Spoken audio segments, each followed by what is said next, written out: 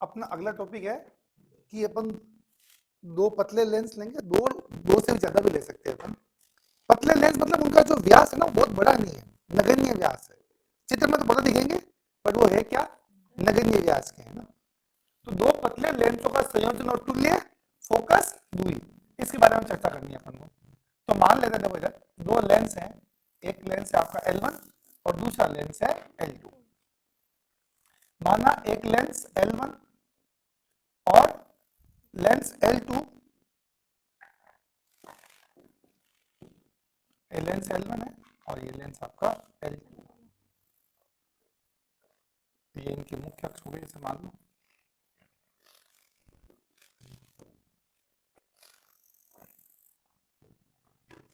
सबसे पहले बात करें, यहां पर मान लीजिए वस्तु रखी हुई है O। ये लेंस है आपका L1 और ये लेंस कितना है L2। यहां से U दूरी पर एक वस्तु रखी हुई है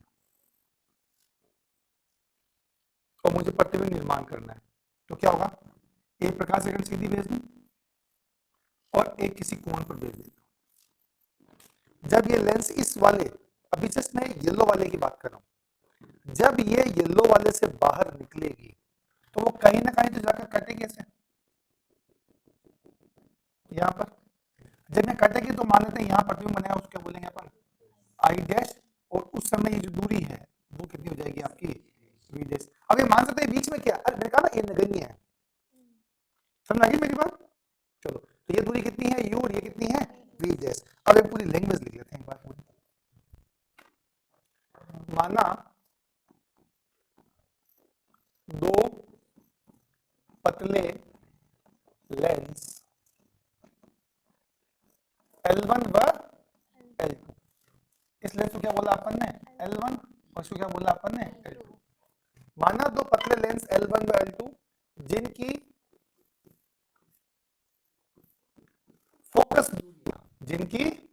फोकस दूरियां F1 व F2 है। फोकस दूरियां F1 व F2 है। सबका ध्यान बोर्ड पे ही है ना, मुझे थोड़ी हरकतें दिख रही, थोड़ी ज्यादा। दूरियां F1 व F2 है, ठीक है। अब बात करते हैं इस प्रथम लेंस के लिए। किसके लिए बेटा, प्रथम लेंस के लिए। और जब प्रथम लेंस के लिए क्या आएगा बताओ, प्रथम लेंस के लिए, तो प्रथम लेंस के लिए आप क्या बोलोगे, सबसे पहले तो वस्तु कहां पर है बेटा, वस्तु की दूरी क्या आपकी u, प्रतिबिंब की दूरी कितनी है बेटा आपकी, तो है वो v डैश बेटा, और फोकस दूरी f। मुझे इधर लिखना था है ना, ध्यान रखना। फोकस दूरी ये कितनी है आपकी f1। तो प्रथम ये समीकरण लिख देते चलो, 1 अपॉन प्रतिबिंब, 1 अपॉन प्रतिबिंब। प्रतिबिंब कहां पर है बेटा, समझ आ गया, आया।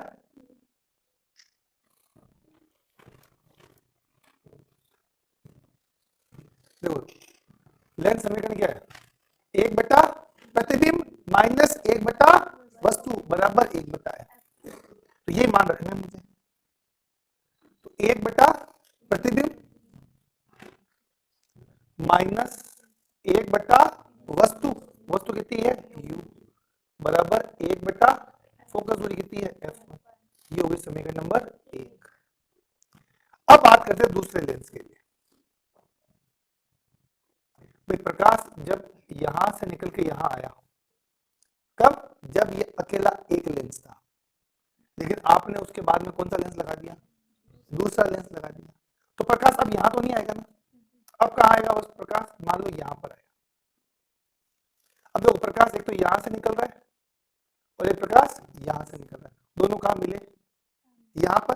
तो यहां के प्रतिबिंब बन गया आपका I, और मैं इस दूरी को यहां से लेकर यहां तक की दूरी को मैं क्या लिख रहा हूं V। अब मैंने पहले भी कहा था आपको, एक बार जहां प्रतिबिंब बन गया, इधर रख लो कि एक जो ऊपर वाले पर जहां प्रतिबिंब बन गया, अगले वाले को क्या लिखना अपन को, वस्तु।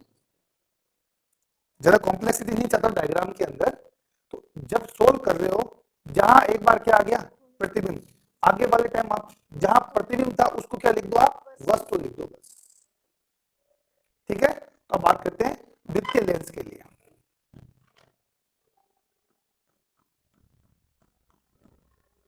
द्वितीय लेंस के लिए, द्वितीय लेंस के लिए कितना आएगा बेटा, 1/, प्रतिबिंब, प्रतिबिंब कहां बन रहा है, तो एक बार पर टेबल बना ले इसके लिए। प्रतिबिंब वस्तु कहां पर है, तो वस्तु जहां प्रतिबिंब था वहां क्या बनेगा, वस्तु, जहां प्रतिबिंब था वो क्या बन जाएगी आपकी वस्तु। डायग्राम में प्रतिबिंब कहां है आपका, V पर, ये P पर। फोकस दूरी कितनी लिखी थी अपन ने, F2, तो फोकस दूरी वो कितनी है आपकी F2, इन तीनों के मान रख रहा हूं मैं। ठीक है, चलो 1/, प्रतिबिंब, प्रतिबिंब क्या आपका V, माइनस 1/, वस्तु, वस्तु कितनी है V डैश। ये ध्यान है ना तेरा, तुम शायद पता ही नहीं, मैं पीछे कह रहा हूँ सेम, तुझे पता भी नहीं तो कितनी बड़ी मुसीबत में होता हूँ, तुम बाकी में मजाक में ले रहे हो। ये वो टॉपिक है जो मैं 4-5 बार अच्छे से पढ़ा के, उनका टेस्ट लेके, धमकियां देके, हर चीज करके और फिर मैं आगे बढ़ा था। तो गलती से तुम ये नहीं कर पाए ना, तो सोचो तो वो तुम्हारा क्या असर होगा। मैंने हमेशा एक बात बोला है, जितनी मैं मेहनत करता हूं उतना डबल मैं बच्चे से एक्सपेक्ट करता हूं।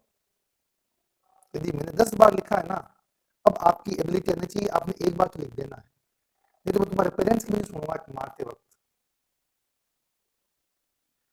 ये अच्छे से दिमाग में घुसा लेना आप, ये मैं रियलिटी पहले बोल देता हूँ आपको। यदि आप मजाक में ले रहे हो तो मजाक में ही रखना अपने आप को, क्योंकि उसके बाद में आपकी हालत खराब होने वाली है। हाफ इन्हीं में से सवाल आएंगे, कॉपी तुम्हारे सामने चेक करूंगा यहाँ, एक को ला ला के तुम्हारा आंखों में आंसू आएंगे। जो बच्चा झूठ खाएगा ना, तुम आंसू इस बात के आएंगे तुम्हारे को, मेरे नंबर में मेरा क्या आंसर होगा, इसने इतनी सी गलती करी, मैं तो कुछ करा ही नहीं, है ना। और मैं ऑन रिकॉर्ड बोल रहा हूँ ये चीज, पापा रिकॉर्ड देख लेना, उसी दिन दिखाऊंगा ये रिकॉर्ड कि उसने इतना कहा था आपको। मैंने सब क्लासों को साइड में किया है, इंग्लिश मीडियम को पूरा मतलब साइड में पटक दिया, पूरा सबको साइड में पटका है, आपको लिया है अभी। कारण ये कि 12th बोर्ड है आपका, एक सवाल में मिस्टेक हुआ तो बहुत कुछ हो जाएगा आपके साथ, आपका करियर इंपॉर्टेंट है अभी।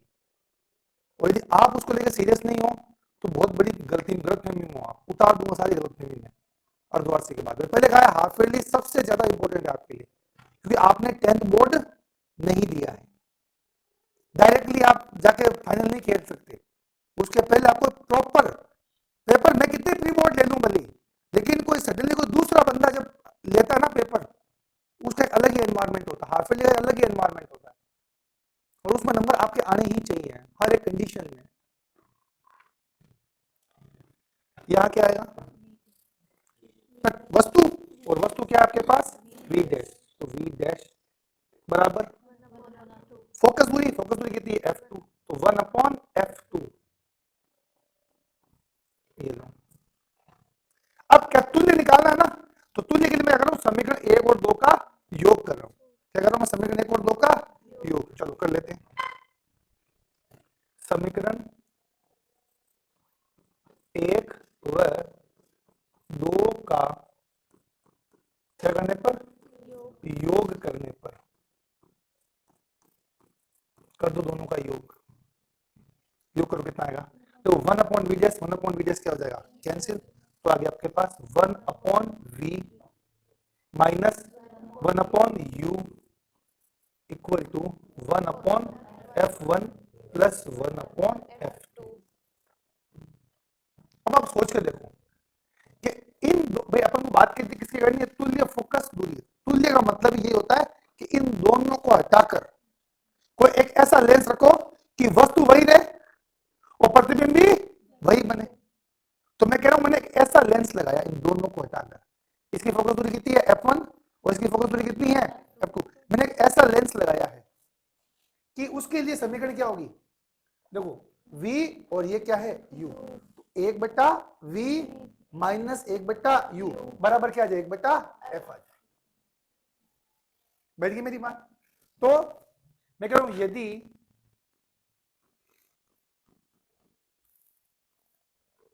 चलो ये लिख देता हूं मैं, यदि तुल्य लेंस की, यदि तुल्य लेंस की फोकस दूरी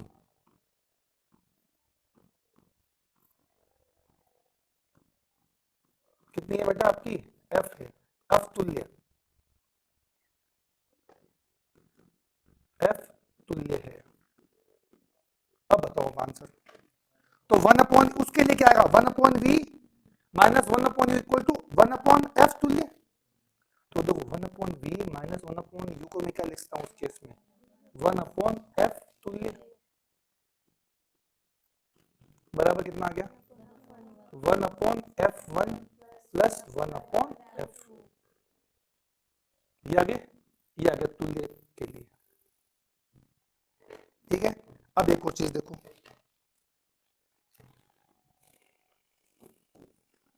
यदि n लेंस होते, कैसे लेंस होते n, मुझको यदि n लेंस हो, यदि n लेंस है तो कितना होगा 1/f तुल्य, वो कितना होगा 1/f1 प्लस 1/f2 प्लस चलता रहेगा ऐसे प्लस 1/f, हाँ या ना।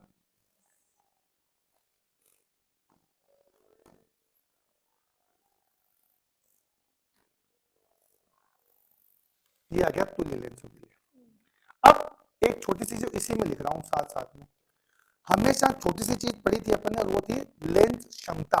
क्या थी आपकी, अब एक चीज देखो वापस थोड़ा सा पीछे लेके चलता हूं मैं आपको, ये बाद में ले जाऊंगा भले, याद है ना बहुत बार पी पूछ लेते हैं। तो 1/f क्या होता है आपका, पी होता है 1/f क्या होता है आपका पी, ये ध्यान रखना। तो पी बराबर n/1 minus 1/r1 minus 1/r2। ठीक है, वो पहले नहीं बता सकता था मैं, अब बता पा,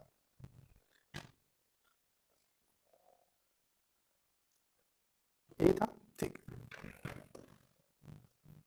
इसके बाद में वर्ड आता है आपके पास कौन सा बेटा, लेंस क्षमता। लेंस क्षमता क्या होती है, तो डायरेक्ट सिंपल टर्म्स में बात करें अपन तो फोकस दूरी का व्युत्क्रम क्या होता है आपका, लेंस क्षमता होती है।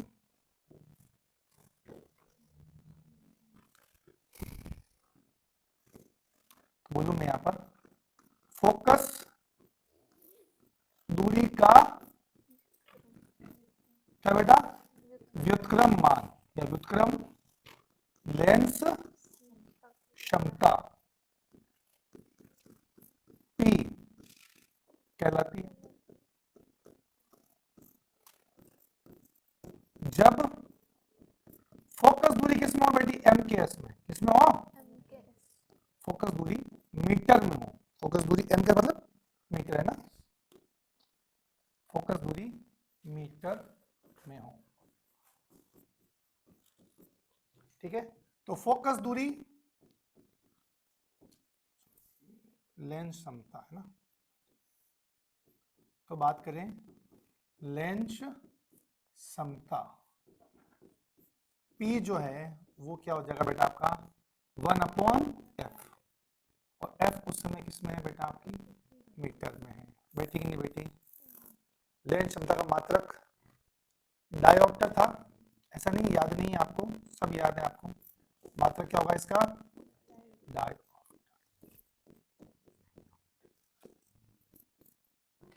ठीक है, अब देखो यहां पर 1/f1 P1, 1/f2 P2, 1/f1 Pn। तो आप ये भी बोल सकते हो कि जो तुल्य लेंस आएगा यानी P तुल्य, समझ आ गई मेरी बात, तो P तुल्य का आप क्या लिख सकते हो P1 plus P2 plus Pn।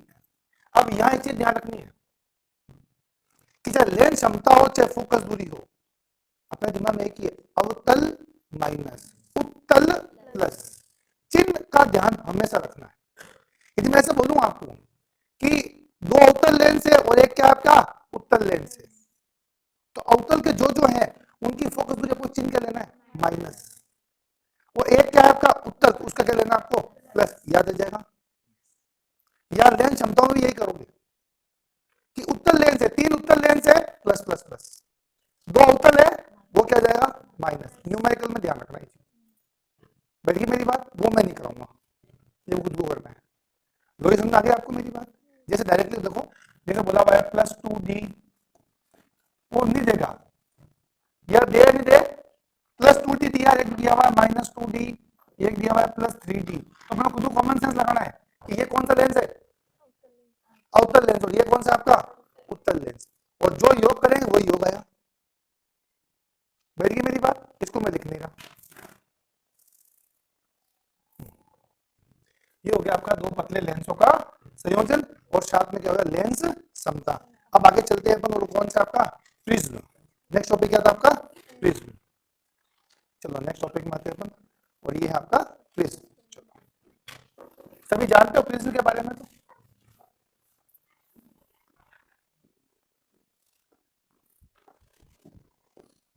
जिनका टाइम जल्दी था वो भी निकले, और जो जिनका टाइम लेट था वो भी जल्दी निकले।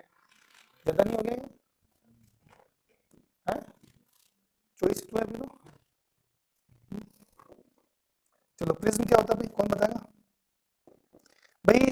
3 पारदर्शी जो सतह है बंद घिरी आकृति कौन क्या बोलते हैं अपन, पेपर में कोई नहीं पूछेगा ऐसे प्रिज्म क्या होता है, ठीक है। अब प्रिज्म संबंधित कुछ चीजें अपन नोटिस कर लेते हैं।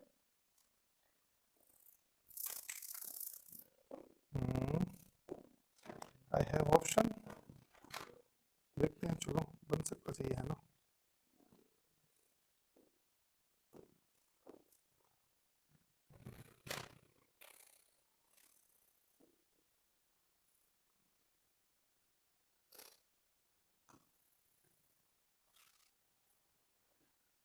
ये बना ले प्लीज, चलो इधर ही बना लेते हैं, उधर लैंग्वेज ले लेंगे। ये आपका प्रिज्म, ठीक है। अब मेन चीज क्या, प्रिज्म में सभी कोण क्या होते हैं बेटा, एक समान होता है। ये सभी कोण कितने होंगे, 60-60 डिग्री के। उसको क्या बोलते हैं अपन, प्रिज्म कोण, क्या बोलते हैं। तो यहाँ पर मैं निरूपित इससे करूंगा, इसको ए से, किससे, ये ए क्या है यहाँ पर प्रिज्म कोण। तो नाम लिखते चलूंगा बाद में सबका, कोण किसका क्या है, ठीक है। इसके बाद में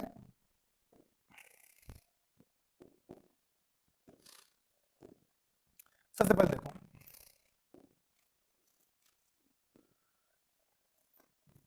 मान लो कोई किरण जो है इस प्रिज्म की सतह पर आपतित हुई है, ऐसे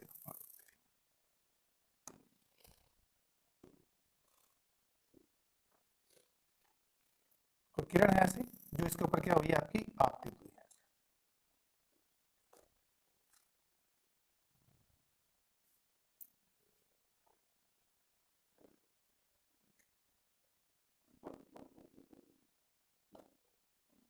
इस तरह से ये प्रिज्म पर क्या हुई है आपतित हुई है। तो सबसे पहले अपनी आदत है, देखो याद करो, आदत क्या है, सबसे पहले क्या बनाते हैं अपन इसके ऊपर, अभिलंब बनाते हैं। चलो पहले बनाओ अभिलंब इसके ऊपर,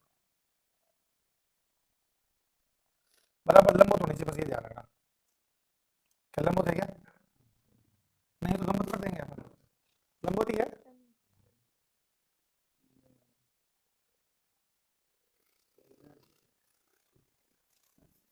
ये लंबवत हो गई, हाँ हो गया, हाँ है ना। अब ये तो इसका अभिलंब, और ये क्या आपकी आपतित किरण। आपतित किरण से जो कोण बनेगा ये वाला, वो क्या है आपका आपतन कोण। क्या है आपतन कोण। ये प्रकाश से ऐसे आ गया, और इसका जो पथ था वो एक्चुअली आगे, आगे किधर जाएगा इसका, ऐसे ही जाएगा ये पथ इसका, ऐसे जाएगा। लेकिन क्या ये आगे जाएगी क्या ऐसे, नहीं ये आगे नहीं जाएगी, क्योंकि ये क्या है विरल और ये क्या है सघन। तो क्या होगी, बैंड होगी, तीसरा से क्या हुई है विचलित हुई है। मैं मान लेता हूं कि इसका जो विचलन हुआ है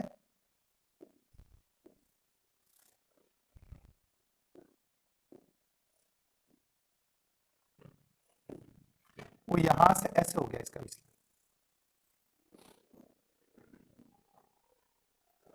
समझ में आ गई मेरी बात? ये ऐसे आई और यहां से क्या हो गई आपकी बेंड हो गई। अब वापस देखो यहां से जब ये बाहर निकलेगी तो ये माध्यम कौन सा है? सघन। और ये क्या है? तो पहले तो अपने को बनाना पड़ेगा इसका अभिलंब बनाना पड़ेगा। बनाओ पहले तो अभिलंब बनाओ इसका। एक्सपर्ट बताना भैया लंबवत कब हुई है ये लंबवत की दिख रही है क्या? किस तरह आप बीच में खड़े हो? लंबवत दिख रही है? आया ना? अब क्या ये सीधे निकलेगी क्या बाहर? नहीं, क्योंकि सघन है, ये क्या है? तो अभिलंब से दूर हटेगी, यानी ये किरण ऐसे हटेगी यहां से,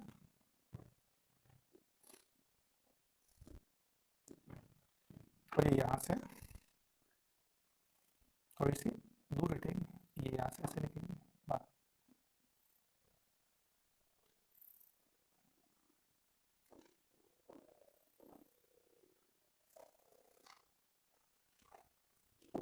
बैठ गया?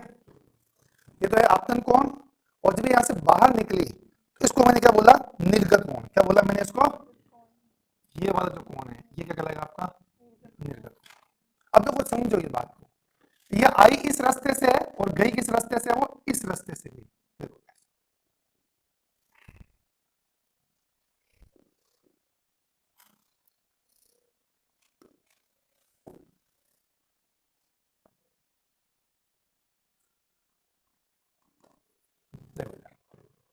ये आई ऐसे थी और गई है ऐसे, तो ये जो बेंडिंग हुई ना, ये वाली बेंडिंग, ये वाली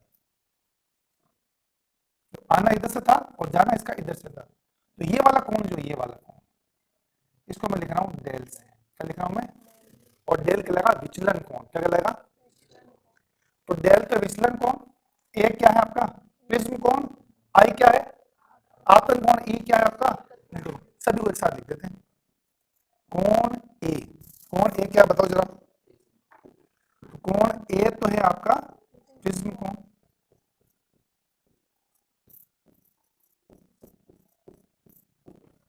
कोण ई क्या है आपका? तो ई है आपका निर्गत कोण।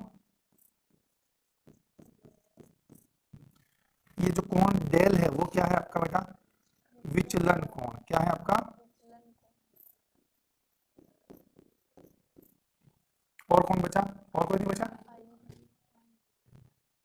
अच्छा बच गया क्या? और यार लिखना चाहिए। कौन आई क्या आपका? आपतन कोण।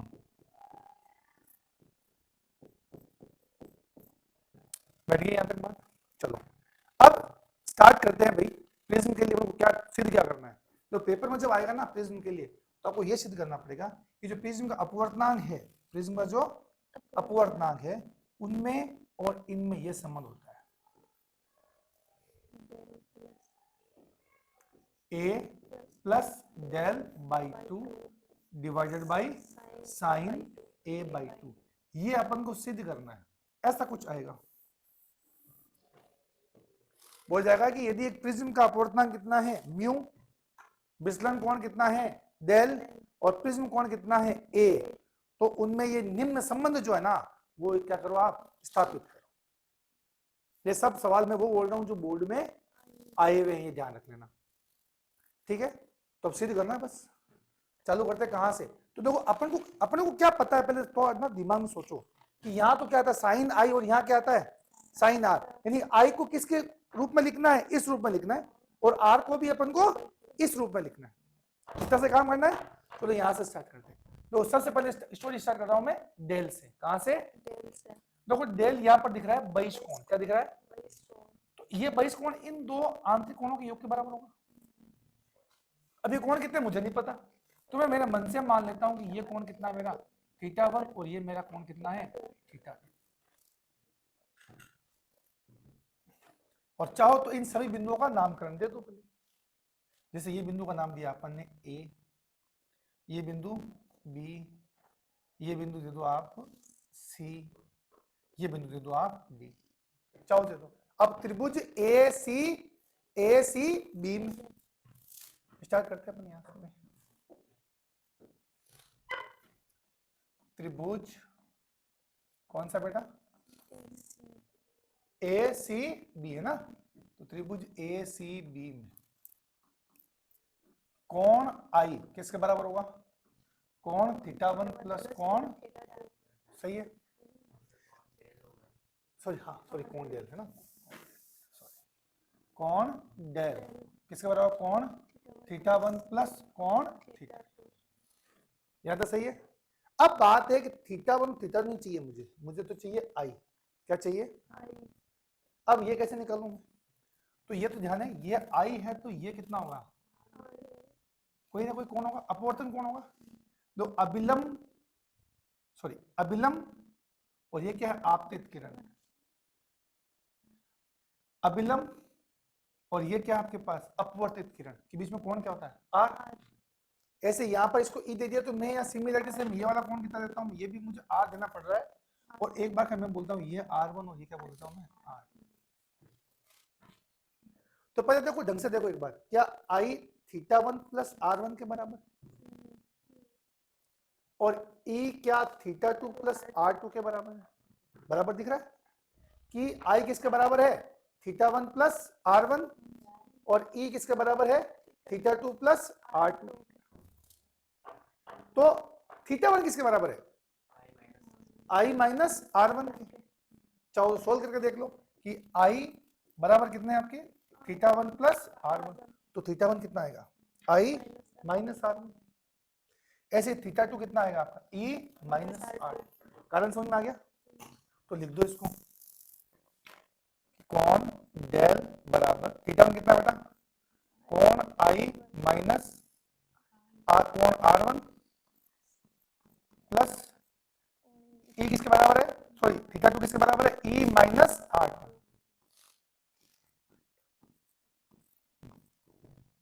थोड़ा सा और सोल्व करके लिख दो इसको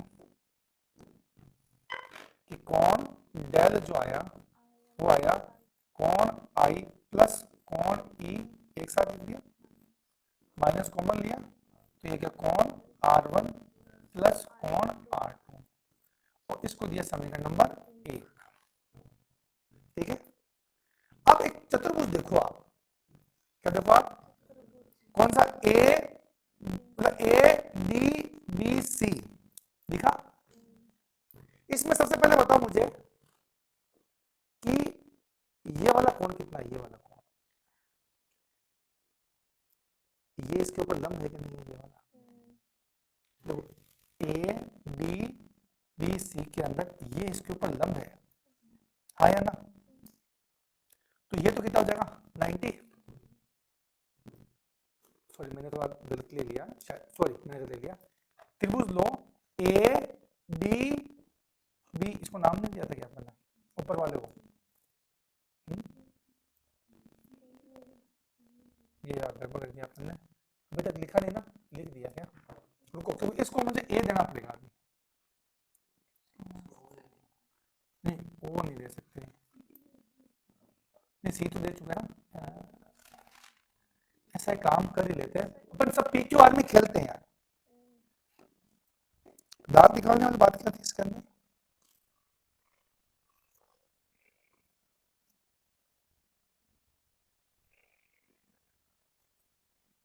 और को बचा क्या? ये चलो ऐसा करते हैं, इसको नाम क्या दिया? P, ये हो गया आपका Q, ये दे देते हैं अपन O, और ये देते हैं अपन क्या देते हैं? R देते हैं, ये R दे दिया, इसको क्या दे दिया? S। अब सारे का कंफ्यूजन दूर हो जाएगा अपने पास। ठीक है, तो पहला वाला त्रिभुज कौन सा था आपका? PSQ है ना?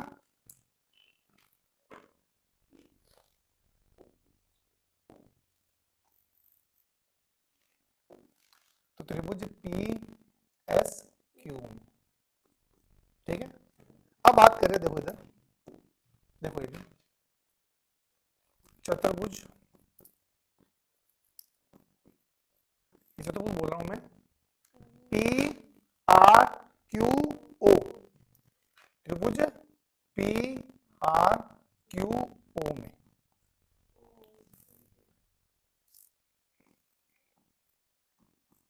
बताओ ये एंगल कितना है, ये वाला एंगल 90, और ये वाला एंगल भी कितना है, मैं चतुर्भुज की बात कर रहा हूँ, तो ये एंगल भी 90, ये एंगल भी कितना आपका, समझ आ गया। कुल योग कितना होता है 360, तो ये 99 ये तो 180 खत्म हो गए, बचा कौन सा, ये और ये आर वाला एंगल कितना है ए, और ये कितना आपका ओ, तो इसमें बोल दूं मैं कि angle A plus angle O कितना आएगा, और इसके साथ साथ अब एक त्रिभुज देखो नीचे पी क्यू ओ, कौन सा त्रिभुज पी क्यू ओ में, देखिए पी क्यू ओ, इसमें R1 plus R2 plus O, कौन R1 प्लस कौन R2 प्लस कौन ओ, ये भी कितना होगा, यहां से क्या बोल सकते हो इन दोनों से, भाई कौन ए प्लस कौन ओ कितना है 180, कौन ओ 180 यानी आया ना, तो बोल सकता हूं अतः पहली बात होगी कौन ए, जो कौन ए आया ना वो कितना आया, कौन R1 प्लस कौन R2, समीकरण नंबर 2, बैठ गई यहां तक बात। अब एक छोटी सी लाइन है जो अब समझ में नहीं आएगी, वो है न्यूनतम विचलन की अवस्था में, किसमें,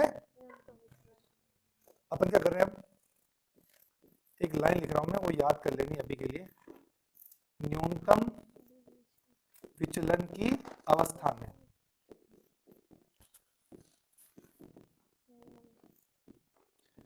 जब न्यूनतम विचलन की अवस्था में होती है उस केस में जो आपका विचलन है ना वो क्या होता है, सबसे कम मिनिमम, उस समय आपका जो आई है वो किस बदल के बराबर होता है, आपका ई के, उस अवस्था में आई और ई क्या होते हैं, बराबर। अब देखो आई और ई बराबर होंगे ना, ये इस माध्यम में गया या फिर इस माध्यम से इसमें निकला, स्नेल के नियम से अनुपात तो क्या रहेगा, बराबर, उस समय R1 और R2 का मान भी क्या होंगे, आपके समान होंगे, उस समय R1 और R2 के मान भी क्या होंगे, समान होंगे, तथा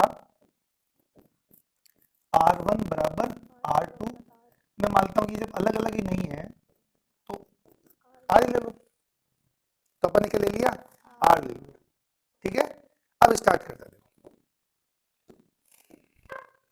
सबसे पहले देखो इधर जो समीकरण नंबर 1 दिख रही है, समीकरण नंबर 1, उसी के अंदर बात करते हैं न्यूनतम विचलन अवस्था लगाते हैं, तो समीकरण 1 से, समीकरण 1 से बताओ डेल तो कितना लिखना है, डेल मिनिमम, देखो डेल बराबर तो क्या लिखना है, डेल मिनिमम लिख दिया,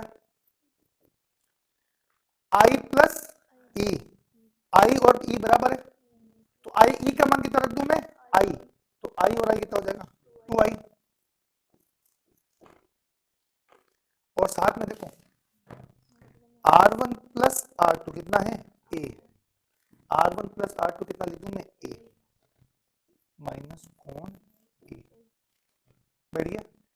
अब यहां से कौन आई निकालो, बस यहां से क्या निकालो, कौन आई, तो इसको इधर भेज दो, देखो क्या आएगा 2 कौन आई बराबर कितना आ जाएगा, डेल मिनिमम प्लस कौन ए, तो यहां से आई कितना आ जाएगा, आई कितना आ जाएगा, डिवाइड बाय 2 भेज दूं, आया ना, ये आ गया कौन आई का मान कितना आ गया, कौन, बैठा नहीं बैठा, यहाँ पर बैठ गया यहाँ तक, अगले पेज पे जाएं क्या, नहीं जाना तो पड़ेगा ही, कोई रास्ता ही नहीं अपने पास है, वो फिर वो उसका कॉन्फिडेंस सारे खराब हो जाएंगे फिर सारे, छोटा कर दिया परमानेंट, छोटा दिया, वही तो नहीं करना था। आगे चलते कहाँ जोर आ रहा है आप लोगों को, है ना। अब समीकरण 2 देखो एक बार, समीकरण 2 क्या है, कौन ए बराबर क्या, कौन R1 प्लस कौन R2, देखो अभी बोला था R1 और R2 क्या है बराबर, तो ऐसे बोलो कौन ए बराबर कौन R1 और R2 बराबर थे, तो कितना आ गया, R1 भी कोई लिखता हूं मैं आई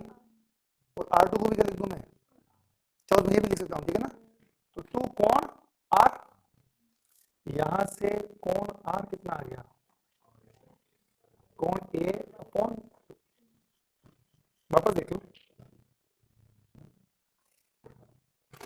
यहां से R1 और R2 के मान क्या रखने हैं, R किसमें, यहाँ पे देखो, ये भी कितना हो गया R, ये भी कितना हो गया, तो कोण A बराबर 2R, ये लिखा है, कोण A बराबर 2R, तो R कितना आ गया A/2। अब मेन मुद्दे पर आओ, स्नेल के नियम से, अपना स्नेल का नियम क्या है, तो स्नेल के नियम से क्या है, स्नेल का नियम कि जो माध्यम का अपवर्तनांक होता है n, वो कितना होता है, sine i upon sine r, ये होता है। अब साइन i और साइन r के मान रख रहे हैं बस ओनली, तो अतः अपवर्तनांक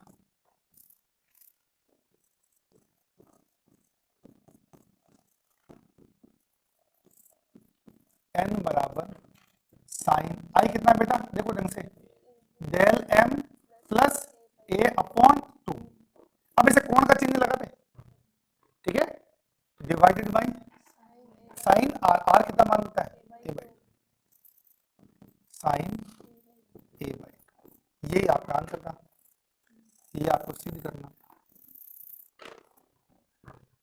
समझ में आया कि नहीं आया।